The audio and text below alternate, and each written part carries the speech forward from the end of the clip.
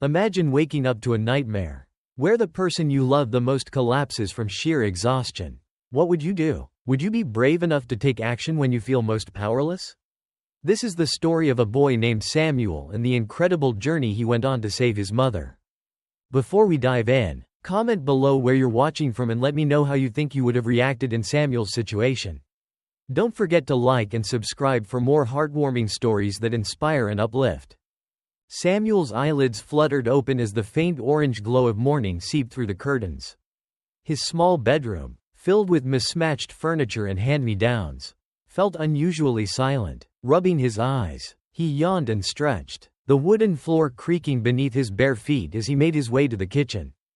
The smell of burnt toast greeted him. There stood his mother, Nora, still in her factory uniform from her overnight shift.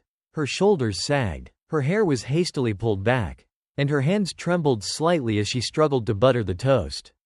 "Morning, Mom," Samuel said softly. Nora turned, flashing him a tired smile. "Morning, sweetheart. You're up early." Samuel studied her face. Dark circles shadowed her eyes, and her once bright expression was now dulled by exhaustion. "I wanted to see you before school," he replied, sliding into the rickety chair at the table. Nora set a plate of eggs and toast in front of him, then sank into the chair across from him. Her hand shook slightly as she lifted her coffee mug. Samuel frowned. "Mom, you look really tired. Maybe you should rest today." Nora chuckled weakly and waved her hand dismissively. "Oh, honey, I'm fine. Just one of those mornings. Besides, I can't take a day off. We need every paycheck to make ends meet." "But." "No buts," she interrupted gently but firmly. "You focus on school. I'll be fine." Samuel stared down at his plate, pushing the eggs around with his fork. He wanted to believe her, but something didn't feel right. He watched her stand to grab her bag, her movements sluggish and unsteady. "Love you, Sammy," Nora said, kissing the top of his head before heading out the door. "Love you too, Mom," he murmured, the worry gnawing at his chest as the door clicked shut behind her. Later that day, Samuel returned home from school to an eerily silent house. The usual hum of the TV or clatter of dishes was absent. "Mom?" he called out, dropping his backpack by the door. No answer. His stomach tightened as he walked through the small house, his footsteps echoing against the hardwood floors. When he entered the kitchen, the sight stopped him cold. Nora lay crumpled on the floor, her body motionless, her skin pale. "Mom!" Samuel screamed, rushing to her side. His small hands shook as he grabbed her shoulder, trying to wake her. "Mom, please, wake up." Her chest rose and fell faintly, but her eyes remained closed. Samuel's heart pounded as he realized he didn't know what to do. He darted to the phone but froze. Should he call an ambulance? What if they asked questions he couldn't answer? Panicking, he grabbed his shoes and ran out the door, his legs carrying him as fast as they could down the street. The police station loomed ahead, its gray exterior a stark contrast against the vibrant morning sky. Samuel burst through the doors, gasping for breath. "Help!" he shouted, his voice cracking. "You had to help my mom." The officers inside looked up, startled. One of them, a tall man with kind eyes named Officer Lee, immediately approached him. "Slow down, son," he said gently, kneeling to Samuel's level. "What's wrong?" Samuel struggled to catch his breath. "My mom, she's on the floor, she's not moving. You had to help her." Officer Lee exchanged a glance with his partner, Officer Carter, before nodding firmly. "Where's your house?" "2 blocks that way." Samuel pointed frantically. "Let's go," Officer Carter said, grabbing a first aid kit. The officers followed Samuel as he sprinted back to his house, their boots pounding against the pavement. When they reached the house, Officer Lee immediately checked Nora's pulse while Officer Carter called for an ambulance. "She's breathing, but it's faint," Officer Lee said. "Stay with her, Samuel. Keep talking to her." Samuel knelt beside his mother, clutching her hand. "Mom, please wake up. I need you." Within minutes, the ambulance arrived, and the paramedics loaded Nora onto a stretcher. Samuel climbed into the ambulance without hesitation, holding his mother's hand the entire way to the hospital. At the hospital, Samuel paced the waiting room, his small hands clenched into fists. The sterile white walls and faint smell of antiseptic only heightened his anxiety. Finally, a nurse approached him. "Samuel?" He turned to her, his eyes wide and desperate. "Your mom is stable," she said gently. "She collapsed from exhaustion and malnutrition. It seems she's been overworking herself and not eating enough." Samuel felt a wave of guilt crash over him. He thought of all the times he'd seen her skip meals or stay up late to finish work. "Can I see her?" he asked. The nurse nodded. "She's resting now, but you can sit with her." Samuel entered the room quietly. Nora lay in the hospital bed, her face pale but peaceful. He pulled a chair close and took her hand.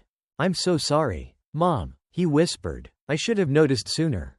As Samuel sat by his mother's bedside, the rhythmic beeping of the machines echoed softly in the room. The fluorescent lights above flickered slightly.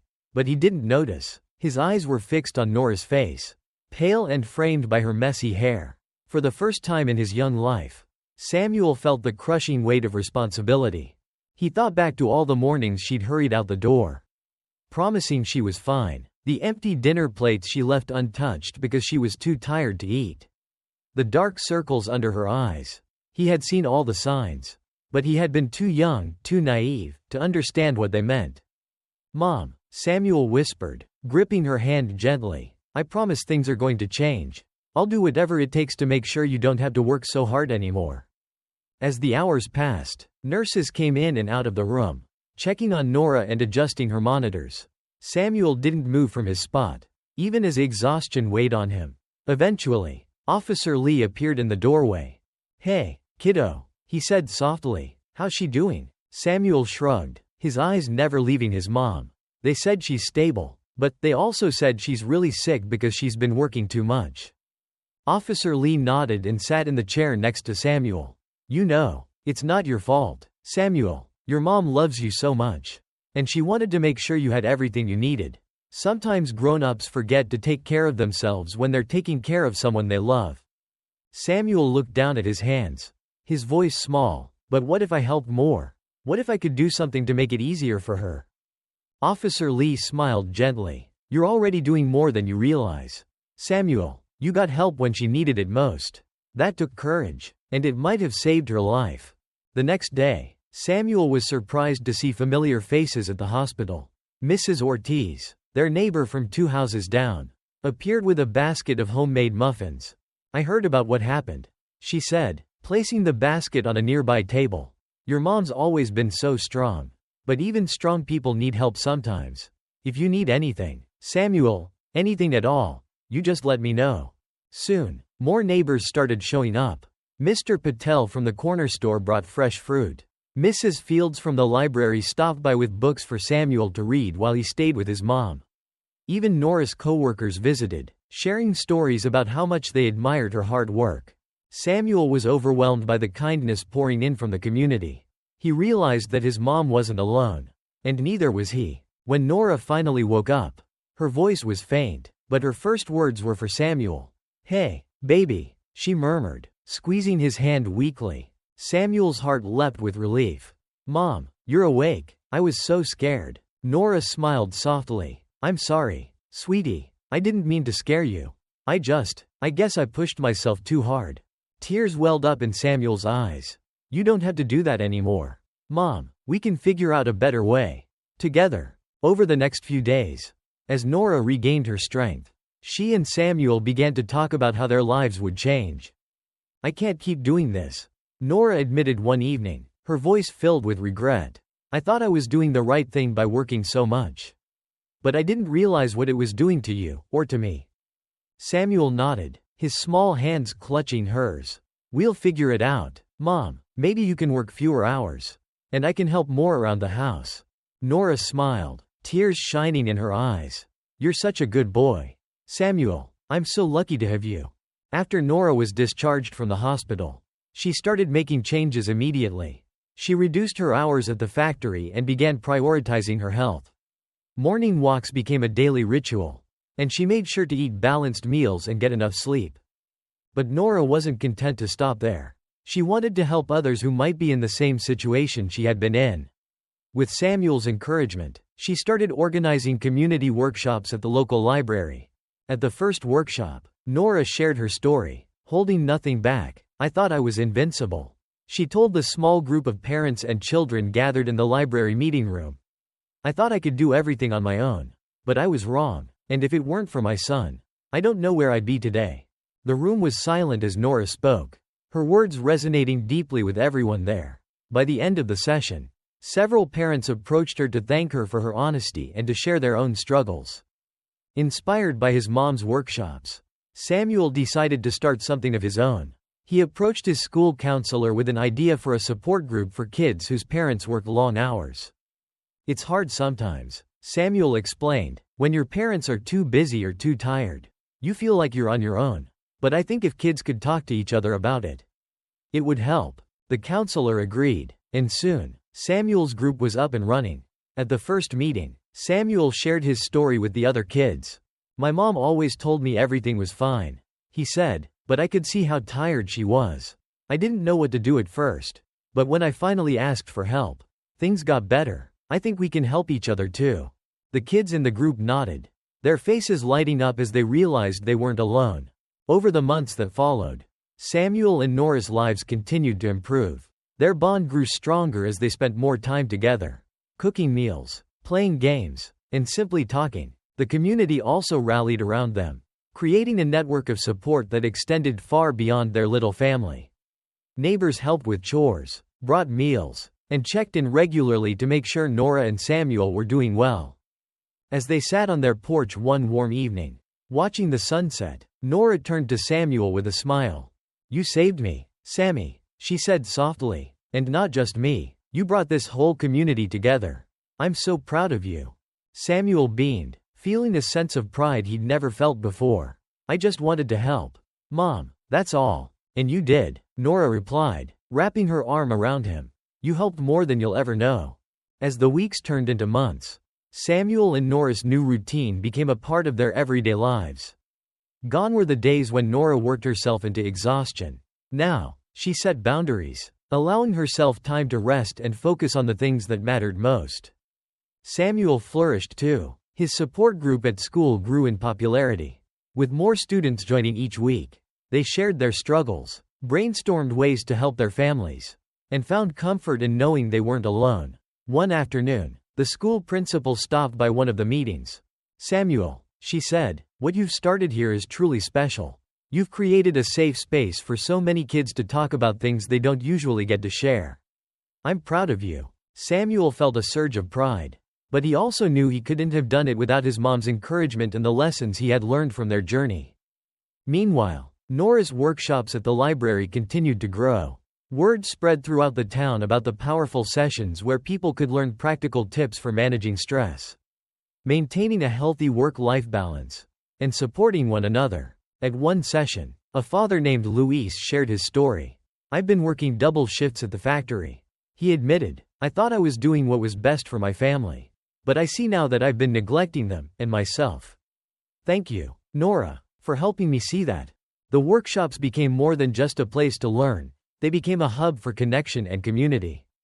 People began organizing potlucks, carpooling schedules, and even group walks to encourage healthier habits. Nora felt a deep sense of fulfillment seeing how her struggles had sparked positive change for so many others. One evening, as they sat at the kitchen table planning the next week's meals, Samuel turned to Nora with a thoughtful expression. "Mom," he began, "what if we started a program to connect families who need help with people who can offer it?"